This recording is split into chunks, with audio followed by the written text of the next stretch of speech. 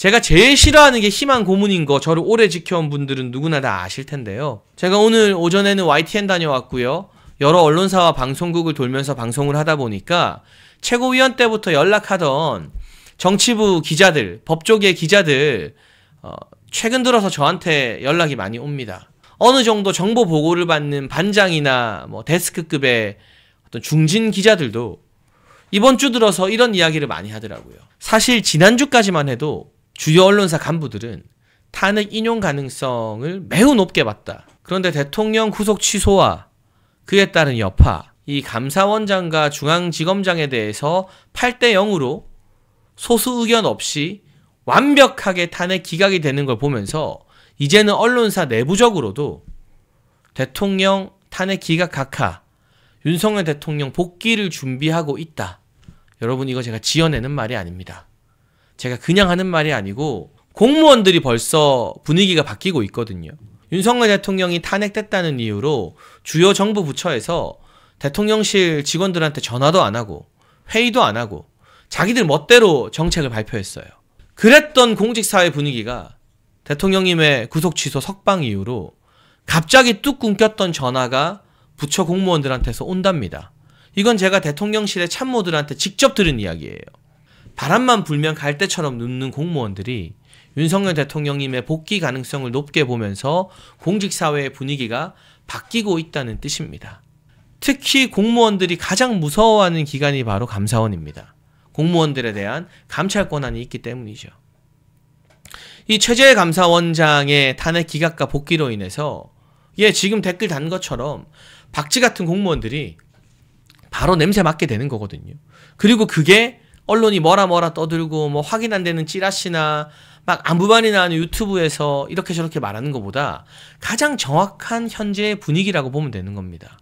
그런데 그 공직사회의 분위기가 바뀌는 것에서 끝나지 않고 언론사 내부 분위기가 바뀌고 있어요.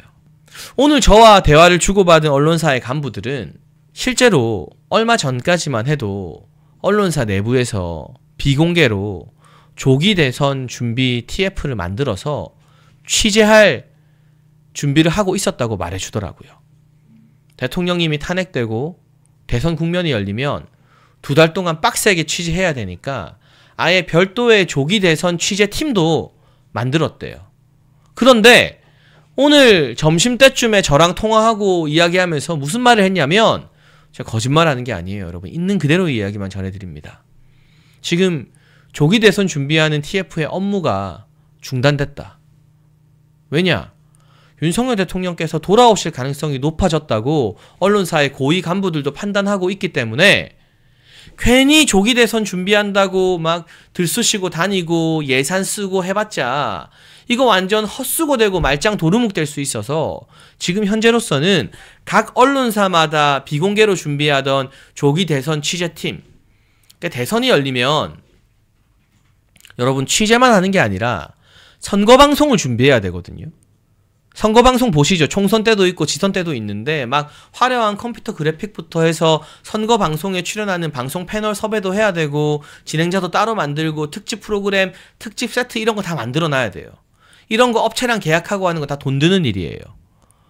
이게 다 일절 중단되었다라는 내부 정보를 저에게 언론사 간부급 기자들이 전해줬습니다. 저는 있는 그대로 이야기하는 겁니다. 분위기가 심상치 않다.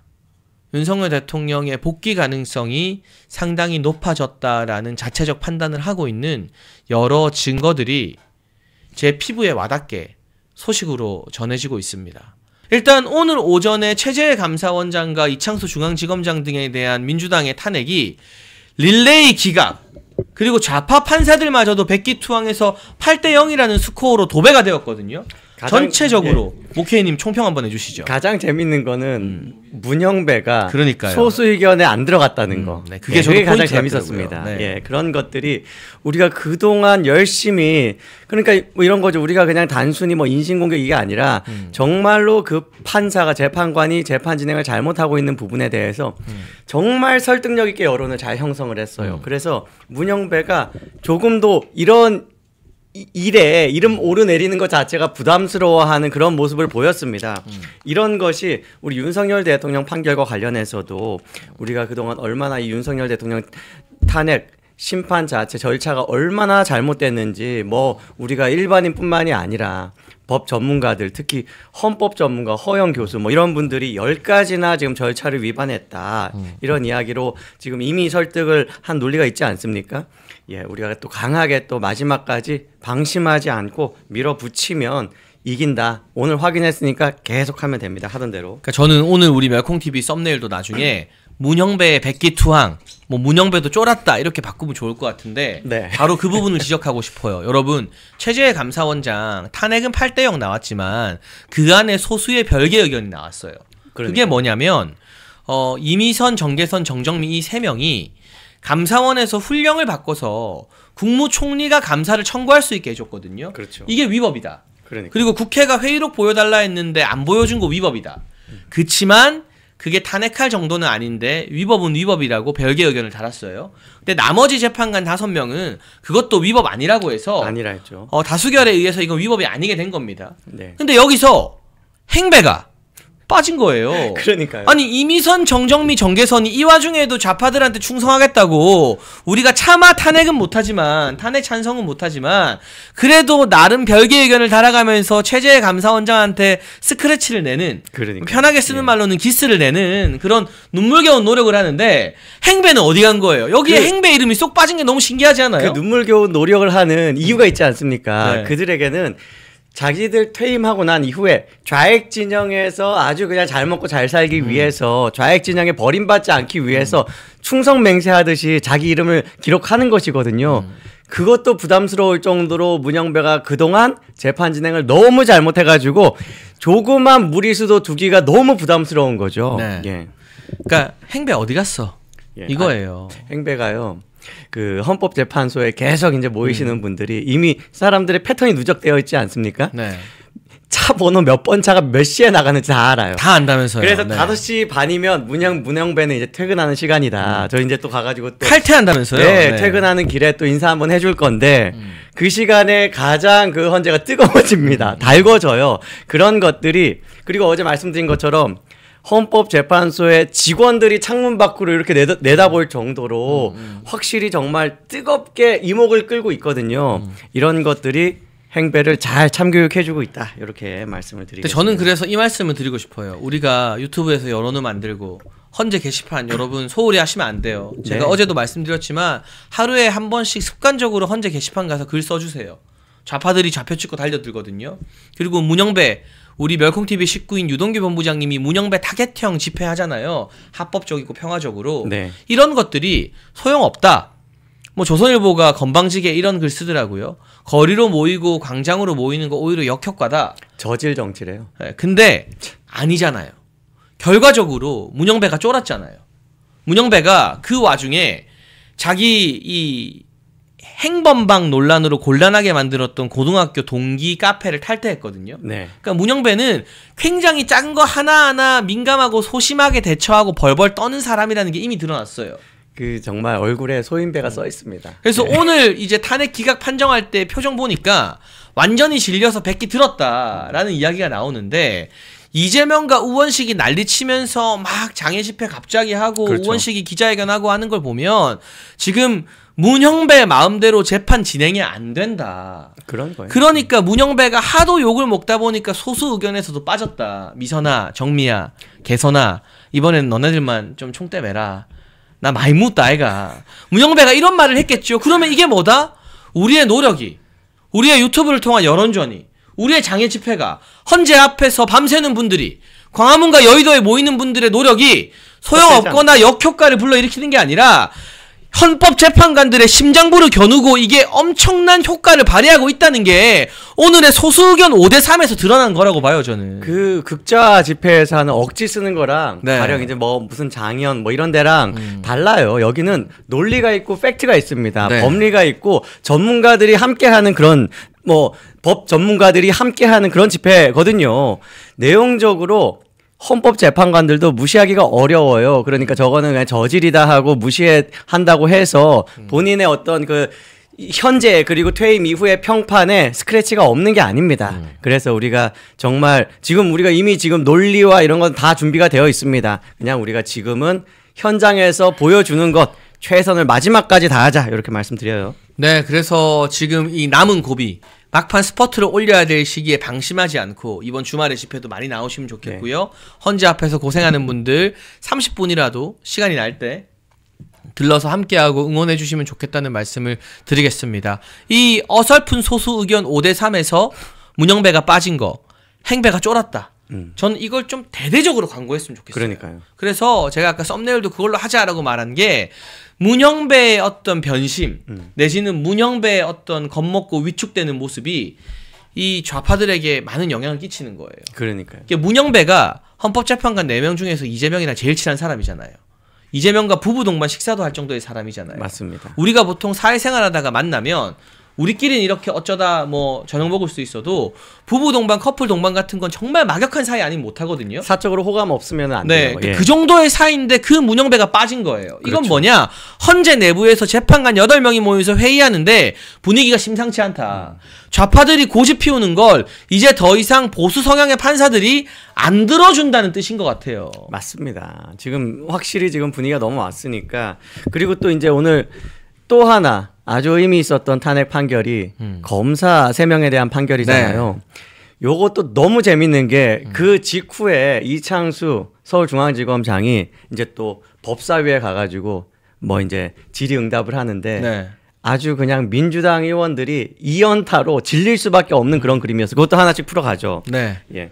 뭐 지금 검사에 대해서는 특히 김건희 여사 수사와 관련해가지고 시비를 크게 걸지 않았습니까? 전부 다 문제 없었다는 판결이 나왔죠. 아까는 네. 그 지금 감사원장 같은 경우에는 뭐 하나 10일 건 3명의 소수 의견인데 여긴 소수 의견도 없어요. 맞아요. 예. 그렇게 지금 영부인에 대한 수사 자체가 전혀 문제가 없었다는 걸 헌법재판관에서 가장 왼쪽에 있는 우리 법 연구회에서 가장 왼쪽에 있다고 하는 행배도 인정할 수밖에 없었는데 이제까지 어떻게 했죠?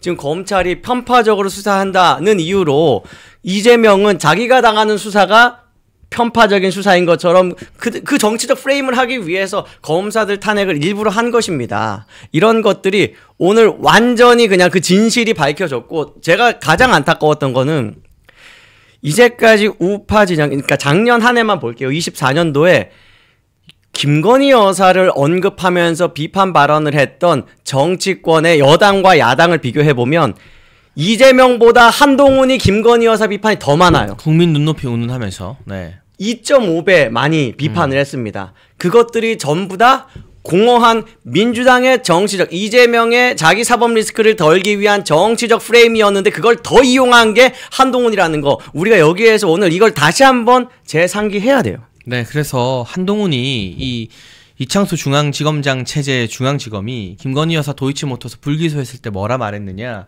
국민 눈높이에 맞지 않다. 네. 출장조사 이런 거 비판을 했어요. 맞습니다. 그런데 헌재에서 8대0으로 출장조사 할 수도 있다. 그리고 이거는 김건희 여사한테만 했던 게 아니라 보통 정치인이나 뭐 가족들 관련해서는 이런 식의 관행이 또 있어 왔거든요.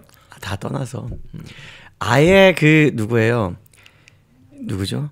김정숙. 네. 김정숙 여사에 대해서 검찰이 최근에 무혐의 내렸습니다. 조사도 못했어요. 조사도 안 하고. 아예 네. 면접을 못했어요. 맞아요. 서면으로만 못했어요. 했습니다. 네. 서면으로. 거기에 대해서 한동훈 비판했습니까?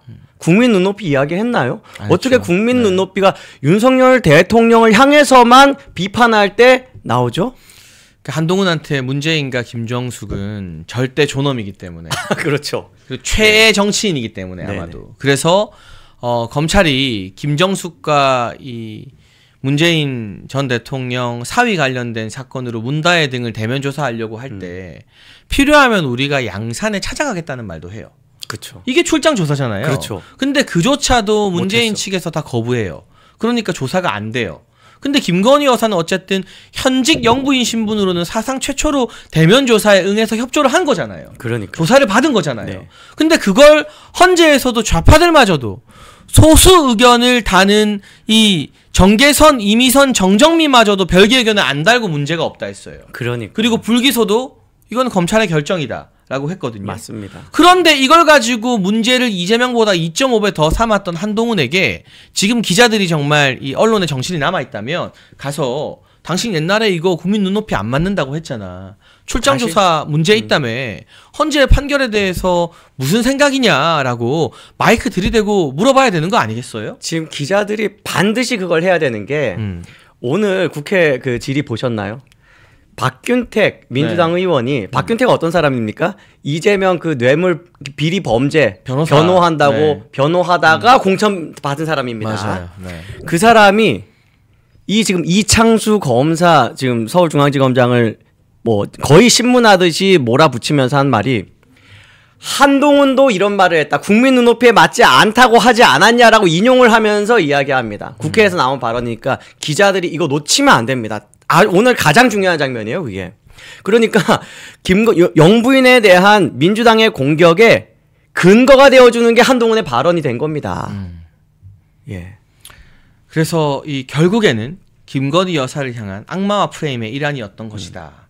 그리고 그렇죠. 그것이 헌재에서 다시 말씀드리지만 행배가 지키고 있는 헌재에서마저도 일말의 소수 의견도 없이 8대0으로 완벽하게 이 불기소가 정당했고 수사 과정에 문제가 없었고 조사할 만큼 했고 김건희 여사는 악마 프레임의 또 다른 희생양이 되었던 것이라는 게 한 번 더 증명이 된 부분. 네, 이 부분이 맞습니다. 오늘 헌재 이 검사 탄핵 기각 선고에서 우리가 눈여겨봐야 될 매우 중요한 대목이 아닐까 싶어요. 정말 중요한 장면입니다. 우리 또 멸콩TV 시청자분들은요 또 수준이 높아요. 네. 운전면허 비유한 사람이던가 맞습니다.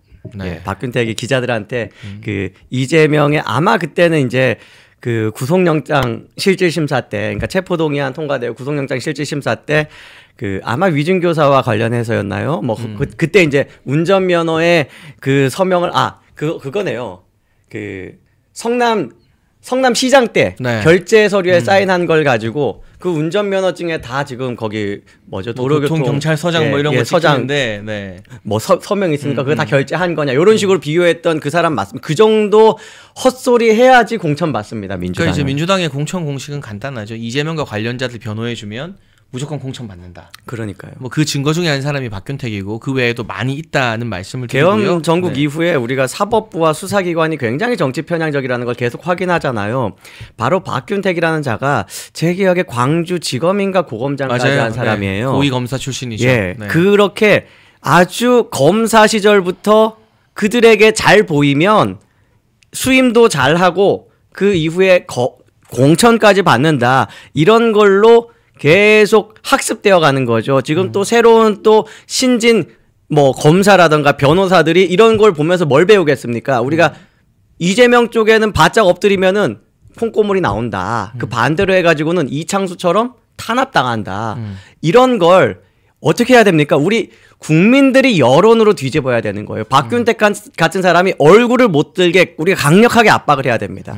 네, 그래서 이번 탄핵 선고가 뭐 헌재의 꼼수다 뭐다 하는 걱정도 제가 이해를 합니다만 이걸 기반으로 우리가 남은 일주일, 2주일 정도로 생각되는데 여론전에 박차를 가는 명분으로 삼아야 한다. 맞습니다. 그러니까 이걸 근데 꼼수라고 이야기하는 시각은 헌재 8명을 뭔가 하나의 인격체로 보면은 그렇게 볼 수 있거든요. 근데 그들도 예측 불허해요, 지금. 평의가 아직 안 끝났다라는 거는 마지막에 표결을 할 때 어떻게 될지 각자 마음에 뭐 예상만 있을 뿐이지 잘 모릅니다. 그래서 오늘 한 게 다음 주에 뭔가 뒤통수를 때리기 위한 뭐 일부 후퇴다? 그런 것일 수는 없어요. 그들도 모른다라고 말씀드리겠습니다. 그리고 왜 이런 분위기가 나왔느냐. 결과적으로는 우리의 여론전 등이 헌재를 강하게 압박하고 있고 지금 대통령님의 구속 취소 이후에 오늘 나온 MBS 여론조사 결과를 봐도 지난주나 과거보다 탄핵 기각해야 된다는 여론이 굉장히 불리한 조사임에도 불구하고 많이 높아졌거든요. 네네. 국민의힘의 정당 지지율도 이게 다 대통령님 덕분이죠. 그렇죠. 많이 높아져서 민주당을 역전했고 이런 상황 등이 헌재 재판관들에게 상당한 부담을 주고 있는 것이고 그렇죠. 제가 법조계 정통한 분들한테 이런 이야기를 들었어요. 이게 이 사법부에서는 판사들은요. 고등법원 부장판사를 했느냐 안 했느냐가 제일 중요하대요. 그러니까 네. 고법 부장을 하면 너 엘리트. 근데 고법 부장을 안 하면 그 판사 사회에서 얼마 되지도 않아요. 한 2,000명 되는데 판사 사회에서 너는 우리랑 같이 낄 급이 안 된다. 근데 지금 보수 성향의 헌재 재판관들은요. 네. 다 고법 부장 경험이 있어요. 그러네요. 4명이 다 그렇습니다. 근데 진보 성향 중에서는요. 문형배만 고법 부장을 했는데 이 고법을 지방에서 했어요. 그러니까 그래서 향판 네. 이렇게 부르죠. 근데 네. 그것마저도 사실은 보수 성향 재판관들 눈에는 안 차요. 그렇죠. 근데 나머지 3명은 이미선, 정재선, 정정민은 고법 부장 경력이 없어요. 예. 그러니까 똑같은 헌재 재판관으로 묶여서 동급 대우를 받는 게 보수 성향 재판관들 입장에서는 굉장히 굴욕적이고 기분 나쁜 일이다라는 분석을 해주더라고요. 맞습니다. 또 연수원 기수로 봐도 보수 성향 재판관들이 다 선배들입니다. 공교롭게도. 근데 그동안은 워낙 분위기가 막 계엄 해제 이후에 탄핵이다 뭐다 막 몰아붙이니까 보수 성향 재판관들이 좀 참고 예. 밀리고 위축돼 있다가 이진숙 4대사 이거 해도 너무하네. 근데 곽종근의 회유, 홍장원의 거짓말 다 드러났잖아요. 여론이 끌어올라왔잖아요. 헌재 앞에 가보면 대통령 탄핵 반대, 탄핵 각하 외치는 국민들이 헌재 앞을 딱 장악하고 있잖아요. 이제 발언권이 세진 거죠. 맞아요. 정확합니다. 그리고 지금 헌법재판관 그 4명의 경우는 아마 지금 후회하는 게 어차피 이진수 기각될 거면 깨끗하게 만장일치 8대 0으로 그냥 기각해줄 걸, 탄핵 인용하지 말 기각해줄 걸, 이런 생각을 지금은 할 거예요. 왜냐면 정말 말도 안 되는, 일반 상식적으로도 이틀 지금 일한 사람을 탄핵하고 그게 사유가 충분하다라는 게 말이 되냐라는 걸로 설득이 쉽게 됩니다. 그런 일이라면 지금 이 헌법재판관들 중에 좌측에 있는 사람들이 그렇게 무리수를 둬 가면서 어차피 실익도 없는 그런 인용 의견을 낸 것이 지금 와가지고는 말하자면 그 반대쪽에 있는 판사들 입장에서는 얘네들은 이렇게 극단적인 판결까지도 하는 애들이기 때문에 우리가 얘네랑 항상 함께 할 필요는 없구나라는 생각을 하게 해준 거예요. 쟤네들이랑 차라리 다르게 하는 게 우리가 더 뭔가 지금 이 판사 사회에서 존경받을 수 있는 길이겠다 이런 판단도 하지 않겠습니까? 만일 그때 만장일치로 8명 기각했으면 이 사람들이 그래도 어느 정도 합리적인 판결을 할 수 있는 사람들이구나 라는 생각이었으면 오히려 지금 어떻게 보면은 만장일치로 끌어가려고 할 때 당겨갈 수도 있는 그런 위험성이 있었어요. 예. 네, 그런 부분들이 연쇄적으로 작용해서 오늘의 판결까지 이르게 만들었다. 맞습니다. 그리고 이게 결코 불리한 이슈는 아닌 것이 오늘 국민의힘의 국회의원들이 대거 헌재 앞에서 기자회견을 했습니다. 맞습니다. 이 나경원 의원이 주도한 대통령 탄핵을 각하하라는 결의문에 서명한 국회의원들이 주축이 되어서 역시나 대통령 탄핵 각하해야 된다라는 취지로 대규모 기자회견을 했고요. 헌재 앞에 릴레이 농성도 쭉 이어지고 있죠. 네. 그리고 대통령 변호인단도 오후 2시에 기자회견을 하면서 지금 헌재가 특히 최재해 감사원장 탄핵을 기각한 것, 이건 이제 대통령의 어떤 탄핵으로 인한 비상계엄 선포가 정당했다는 뜻이다. 대통령 탄핵도 기각되어야 한다는 취지인데 헌법재판소 변론 과정에서 윤석열 대통령님이 이런 말씀하셨거든요. 결정적으로 민주당이 최재해 감사원장에 대해서까지도 탄핵을 하는 걸 보고 내가 정말 이대로는 안 되겠다. 비상조치가 필요하다라는 결심을 하게 됐다. 이게 굉장히 중요한 증언이에요. 예. 오늘 윤갑근 변호사가 정말 가장 중요한 포인트를 잘 짚어줬어요. 예. 왜냐하면 감사원은 여러분 헌법기관이에요. 우리가 이번에 중앙선관위도 헌법기관이다 뭐다 하는데 헌법의 그 존재 의의가 명시된 몇 가의 특수기관은 헌법기관이라 하거든요. 네. 그런데 그 헌법기관인 감사원장마저도 탄핵하는 거는 선을 너무 넘은 것이다. 맞습니다. 근데 거기에 대해서 완벽하게 어쨌든 소수 의견이 있었지만 탄핵 심판에서는 8대 0으로 만장일치 탄핵 기각이 나왔잖아요. 그러면 민주당의 무리한 줄탄핵, 대통령의 국가 비상사태라는 판단, 이런 것들이 정당성을 얻고 대통령 측 주장에 힘이 더 실리는 계기가 된 건 분명한 것 같아요. 대통령이 이야기한 것 중에 아주 중요한 게 하이브리드 전쟁이잖아요. 네. 요게 여기에 연결됩니다. 감사원장이 탄핵되게 촉발된 사건 뭐냐? 사드 정보를 문재인 정부의 안보라인 인사들이 중국에 전달을 했다. 이건 지금 우리가 중국이 대한민국 정치에 아주 개입을 해서 굉장히 나쁜 방향으로 영향 끼치고 있다라는 명확한 사건 아닙니까? 거기에 대해서 감사원장이 이거 문제다라고 이야기하고 수사 의뢰하고 이미 끝난 거예요. 근데 거기에 대해서 보복성으로 탄핵이 들어간 거예요. 그 부분을 딱 지적하면서 우리가 전체 비상계엄에서 단순히 이게 비상계엄이 단순한 몇몇 사건들 보고 미시적으로 보는 것이 아니라 큰 틀에서 볼 때 이게 대한민국 체제를 전복하려는 큰 움직임에 대한 경종이다. 이걸 우리 국민들이 정확하게 읽으면 정말 오늘의 이 윤갑근 변호사의 기자회견도 굉장히 유익한 기자회견이었습니다. 네, 그래서 오늘 또 이 천대엽 법원 행정처장에 대한 비판도 대통령 변호인단 측에서 기자회견을 하면서 같이 가져갔는데요. 그 부분 조금 이따 또 구체적으로 네. 살펴보기로 하고요. 네, 어쨌거나 이 헌재의 탄핵 기각으로 대통령 측에게 많은 명분이 만들어지고 우리가 주말 그리고 다음 주까지 막바지 여론전을 펼치는데 이게 확실한 명분이 되고 있다. 맞습니다. 중도층이나 주변의 정치 저관여층을 설득하는 데 있어서도 야 헌재 결과 봐라.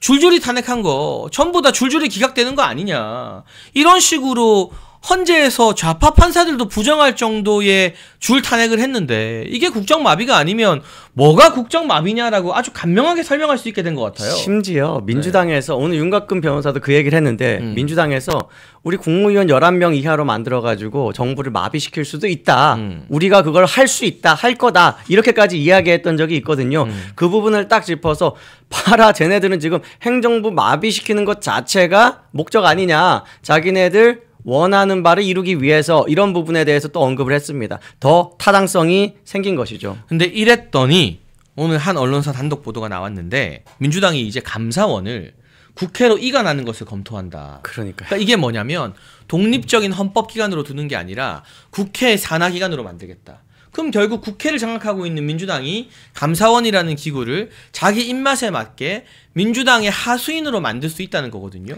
그러니까 이게 이 자체가 민주당이 어떤 헌법, 독립성, 뭐 그 법리 이런 것들을 다 뛰어넘어서 오로지 자기네들 정치적 이익에만 뭔가 복무하도록 만들겠다라는 아주 정말 솔직한 속내를 다 보여준 거예요. 오히려 이런 것들을 많이 해서 국민들에게 경각심 알리는 거 오히려 좋다고 생각을 합니다. 일단 개헌을 안 하면 못할 일이잖아요. 이런 것들은. 예. 우리가 많이 알려야 돼요. 그러니까 이게 여러분 민주당의 종특인데요. 이재명의 종특이기도 해요. 내가 잘못을 저질렀어? 그럼 잘못을 인정하고 사과하고 반성하는 게 아니라 법을 바꾸고 예. 제도를 바꿔서라도 잘못을 잘못이 아닌 걸로 만들면 되지 뭐. 이게 이재명이 지금 2심 재판부 3월 26일 선고 예정이잖아요. 근데 거기다 대고 또 한 번 공직선거법 허위사실 공표 자체가 위헌이다라고 위헌 제청을 또 했어요. 2차에 걸쳐서. 그러니까 이제 잘못을 저지르면 그걸 잘못이라고 규정하는 법을 아예 없애버리겠다라는 파괴왕 같은 모습이거든요. 법과 제도를 찢어버리겠다. 감사원도 지금 민주당의 사드 지연, 전현희 권익위원장 근태 문제 뭐 이런 여러 가지 것들을 제대로 감사하니까 그래? 이거 잘못을 인정하는 게 아니라 감사원 너네를 이제 그러면 국회로 이관시켜서 우리 민주당의 시다바리로 만들어줄게. 이게 민주당 이재명식 막가파 마인드인 거예요. 그러니까요. 우리가 21세기에 다른 나라에서 볼 수가 없는 그런 정치예요. 그런데 이걸 볼 수 있는 정치가 아주 소수 몇 개 있습니다. 다 공통점이 있어요. 1인 독재. 그러니까 중국 같은 경우도 시진핑의 등장 이전에는 이런 식으로 법과 제도를 바꾸거나 아니면 자기 그 공산당의 뭐 주요 직책자들, 권력자들을 위압해가지고 원하는 방향으로 정치 구조를 바꾸는 그런 일들은 못했어요. 그러니까 나름대로 내부의 그 견제 구조가 있었죠. 있었어요. 뭐 태자방, 상하이방 그렇죠. 막 이러면서. 예. 네. 그런데 시진핑이 혼자 다 먹어야 되니까 그런 걸 다 깨버리는 네. 겁니다. 푸틴도 자기 영구 독재를 위해서 개헌을 몇 번을 했는지 모릅니다. 맞아요. 지금 아예 그냥 영구 집권이잖아요. 거기도 뭐 얼마 전, 그러니까 푸틴이 처음 대통령 될 때까지만 하더라도 대통령제였어요. 근데 맞아요. 지금은 이름만 대통령제고 선거를 했다 하면 뭐 90% 지지가 나오고 정말 딱 이재명이 원하는 그림이 바로 그런 거예요. 똑같은. 그러니까 이재명 혼자가 정이고 선이고 옳고 그름을 이재명이 다 정해주고 그걸 저항하면은 처단해버리고 이런 사회로 우리가 갈 것입니까? 아니면 이 세력을 막아야겠습니까? 그래서 여러분 저는 진짜 무서운 게요. 이렇게 감사원을 국회로 이관시키겠다는 말도 안 되는 발상이나 헌법을 바꿔서 이재명에게 죄를 묻는 법 자체를 없애버리겠다는 것이나 이게 만약 지금처럼 국회를 민주당이 완벽히 장악한 상황에서 대통령의 거부권이 없으면 제2요구권이 없으면 그냥 다 실현되는 거예요. 그렇죠. 현실이 되는 거예요. 그러면 단순히 정권이 넘어가는 것 정도가 아니라 대한민국의 헌법과 법과 뿌리, 본질 자체가 완전히 뒤흔들린다. 5년도 아니고 아마 1년이면 얘네가 대한민국의 헌법 체계 자체를 이재명 입맛에 맞게 개조하고도 남을 것이다라는 걸 생각해 보면 이게 정말 우리가 뭐 반농담 반진지하게 말하는 드럼통이다 어쩌다 하는 것 이상의 저 같은 개개인의 정치인들이 방송인들이 드럼통 갇힌다 이 정도가 아니라 그러니까 대한민국의 국격과 헌법 본질이 이재명 친화적으로 바뀐다는 거. 그러니까 너무 무서운 일이 아니겠습니까? 그러니까 쉽게 이야기하면 이번에는 감사원이고 네. 다음에는 검찰일 수 있고 그렇겠죠. 경찰은 이미 들어간 것 같기도 하고 네, 네. 거기에 재판부와 헌재와 다 민주당이 장악할 수 있고 민주당이 원하는 대로 그러니까 오늘 어제 천대엽 같은 경우도 그냥 민주당 정치인처럼 이야기한 거예요. 오늘 윤곽근 변호사가 그걸 뭐 그 얘기 지금부터 시작해 볼까요? 네, 그렇죠. 네. 윤곽근 변호사가 그걸 반박하는데 그 논리를 깰 수가 없겠더라고요. 그러니까 지금 즉시 항고를 결정하는 게 검찰이면 어떻게 보면 검찰이라는 기관과 법원이라는 기관이 서로 상호 견제하면서 어떻게 보면 더 건전해지는 그런 구조가 아니겠습니까? 그게 또 삼권 분립의 예. 큰 원칙이죠. 그렇기도 네. 한 거죠. 그런 원칙이 이 지금 수사기관과 사법기관에서도 잘 그런 균형이 필요한 것입니다. 그런데 검찰이 판단할 일을 법원 행정처장이 천대엽이 자기 이름으로 하지만 사실은 이 사람이 단순히 법원 행정처장이 아니라 법원 행정처장으로서도 굉장히 중요하지만 대법관 아닙니까? 그러니까 말하자면 상급심의 최고 지금 판사로서 하급심의 판결에 대해서 영향 끼치려는 시도일 수가 있는 거예요. 그러니까 만일 검찰이 이걸 즉시 항고를 하면은 받아주는 게 맞지. 저대로 다시 지금 구속 취소를 다시 취소하는 게 맞지라는 내심을 비치면 만일 실제로 즉시 항고를 할 경우에 지금 고법에서는 지금 말하자면 천대엽의 가이드라인을 받아서 독립적인 판단을 하지 못하고 거기에 순응해서 인용을 해버릴 수도 있다. 이런 위험이 있는 겁니다.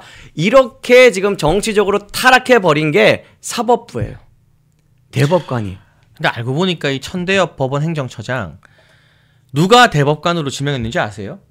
누굽니까? 김명수 전 대법원장이에요. 그러니까요. 그러니까 이 천대엽이 대법관 3수예요. 아. 그러니까 이게 대법관 최종 후보에 한 복수의 후보자들이 올라가잖아요. 네네. 2번 밀리고 3번째에 됐대요. 아. 근데 그 3번째에 되게 해준 사람이 김명수 전 대법원장이에요. 아, 역시. 근데 저는 역시나 싶으면서도 뭐 우리법 연구회 출신이다라는 이야기도 나오는데 왜 김명수 같은 가장 무능하고 정치적인 대법원장이 임명한 대법관을 조희대 대법원장이 또 법원 행정처장이라는 그 요직에 앉혔을까? 조희대에 대해서도 우리가 좀 적극적으로 비판해야 될 것 같습니다. 그러니까 조희대는 여러 가지 실수를 했는데 서부지법에서 말도 안 되는 체포영장, 그러니까 저건 선을 넘었다라고 할 만한 판사가 입법을 하는 행위가 있을 때 조금도 경고하지 않았어요. 혹은 조금의 어떤 우려 표명도 없었습니다. 그런데 서부지법에서 어떤 불미스러운 사태가 터지고 나니까 얼른 회의를 열어요. 이런 것들이 저런 회의를 열 수 있는 것이었어? 그렇다면 판사가 잘못된 판결을 했을 때 했어야죠.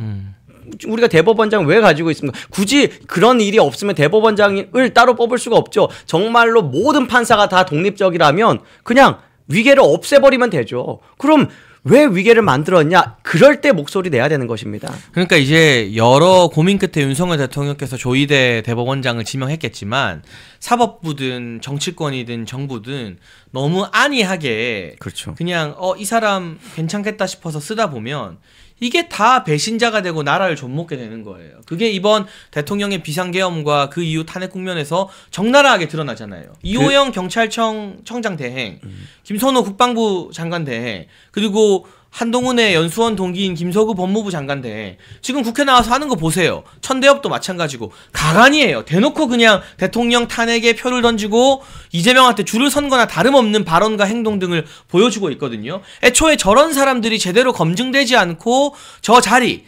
차장급 자리에 올라가 있는 것 자체가 대통령님 돌아오시면 근본적으로 이 정부의 인사 문제에 대해서 한번 기강을 확립하고 뿌리부터 좀 뽑아낼 사람들은 다 뽑아내야 되는 거 아닌가. 저는 그게 대통령님이 돌아오실 때 가장 먼저 하시는 일이었으면 좋겠어요. 정말 지당한 말씀입니다. 네. 요걸 근데 반대로 한번 생각해 볼게요. 자, 지금 말씀하신 몇몇 차관들 법무부 차관, 뭐 어제도 또 이름이 언급됐던 국방부 차관, 그리고 뭐 지금 경찰청장 대행을 하는 사람까지 네. 이런 사람들이 자기가 자기 자리가 어떻게 될 거라 예측이 있지 않겠습니까? 본능적으로 윤석열 대통령이 살아 돌아오면 큰일 난 거예요. 그러니까 이 사람들은 아주 초기에는 무서워서 혹은 그 사람 평소에 정치 성향이 민주당이어서 아주 그 어떤 자기 윗사람들이 사라졌을 때 대행 역할을 하면서 아주 적극적으로 부역했던 그 이유가 있겠습니다만 그때 그 행적에 대해서 지울 수도 없고 윤석열 대통령 돌아오면 바로 자기들이 날아가는 게 명확하니까 자기 살기 위해서도 최선을 다해서 지금 어떻게든 방해하기 위해서 애를 쓰고 있습니다. 그런 행간을 읽고 우리가 더 이제 강하게 규탄을 하고 더 우리가 저 사람들 안 된다라는 이야기를 해야 되는 것이고 또 우리 또 슈퍼챗 빨간색 슈퍼챗 너무 감사합니다. 어제 우리가 읽어드린 그 명단을 그대로 보내주셨습니다. 네, 그래서 지금 목격자 K님 말을 좀 더 받으면 그들은 이미 기호지세다. 그쵸. 돌이킬 수 없는 강을 건넜다 생각하고 더더욱 대통령님 돌아오시지 못하게 하려고 국회에서 민주당과 손잡고 있는데 우리가 눈을 부릅뜨고 기억해서 이런 인사들이 반복되지 않도록 해야 된다. 그러니까 대통령께서 하루빨리 돌아오셔서 할 일이 정말 많다는 생각이 들고요. 아까 근데 아쉬운 말씀으로 이제 조희대 같은 사람 대법원장 된 것에 대해서 말씀하셨잖아요. 항상 이래. 원픽 첫 번째 픽이 아니었어요. 첫 번째 픽은 이균용이었습니다. 맞아요. 그 사람을 뽑으려고 했는데 말하자면 이 어떤 여당과 야당이 청문회에서 싸움을 할 때 국민의힘이 진 거예요. 맞아요. 그걸 우리가 지켜냈으면 지금 상황 안 봤을 겁니다. 그렇죠. 더 확실한 사람이었겠죠. 심지어 여러 그 이후에 관에 대한 임명권도 조희대가 행사를 했고 헌법재판관에 대해서도 임명권을 행사했거든요. 이런 것들도 우리가 더 좀 편안하게 지켜볼 수 있는 그런 상황이었을 텐데 그때 국민의힘이 투쟁을 안 했던 게 이런 결과까지 왔다 말씀드리겠습니다. 그러니까 큰 두 축입니다. 한동훈의 무능한 인사검증과 자기 사람 꼽기 그리고 국민의힘의 패배 이런 것들이 윤석열 대통령의 인사와 정부 국정 운영에 굉장히 큰 짐이 되었다라는 게 드러나는 것 같고요.